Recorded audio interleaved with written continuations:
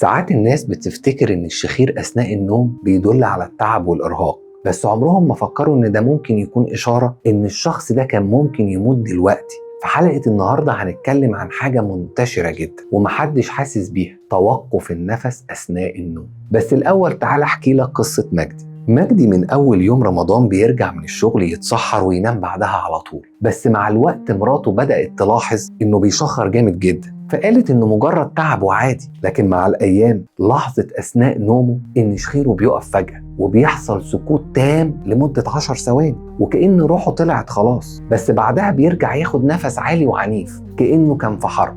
لما مراته قالت له اللي بيحصل وهو نايم مهتمش، كبر دماغه، بس بعد كده بدأ يصحى من النوم مفزوع كأنه كان بيتخنق أو بيغرق، وطبعا نهجان جامد وجسم متكسر وصداع قوي. لما مجدي كشف عرف إن عقله كان بيحارب طول الليل عشان بس يخليه يتنفس بصورة طبيعية. وهنا السؤال، إيه اللي حصل لكل ده؟ الحقيقة إن اللي حصل لمجدي هو انقطاع النفس الانسدادي النومي.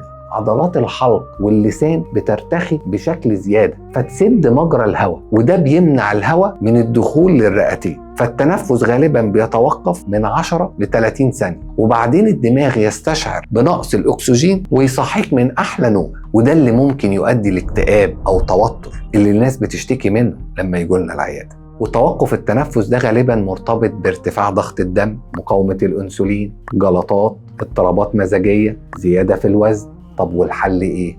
أول حاجة لازم تراقب العلامات. لو حد قالك نفسك بيقف، اكشف واطمن إنك كويس. تاني نقطة، لازم تقلل وزنك. تالت نقطة، لازم تتجنب النوم بعد الفطار أو السحور. رابع نقطة، نام على جنبك. لو كل ده ما جابش نتيجة فغالبا العلاج هيبقى Continuous Positive Airway Pressure، وده جهاز بسيط بيحافظ على مجرى الهواء مفتوح أثناء النوم. وفي تحدي النهاردة، لو صوت شخيرك عالي أو بتصحى تنهك، جرب تنام على جنبك النهاردة وشوف الفرق في نشاطك بكرة. لو ناوي تعمل تحدي النهاردة، اكتب في الكومنت هلال وقلب أحمر من غير شرح، عشان نعرف إن في ناس بتتعافى بصمت، وإن في ناس أخيرا بطلت تظلم نفسها. وافتكر إن النفس هو أول هدية ربنا اداها لك وانت خارج للدنيا، وآخر حاجة هتاخدها وانت خارج منها. حافظ على نفسك وما تهملش إشارات جسمك، لأن روحك أمانة تستحق إنك ترعاها. وفي الحلقة الجاية هنتكلم عن اضطراب غريب جدا يمكن عمرك ما سمعت عنه، وهو اضطراب المقامرة.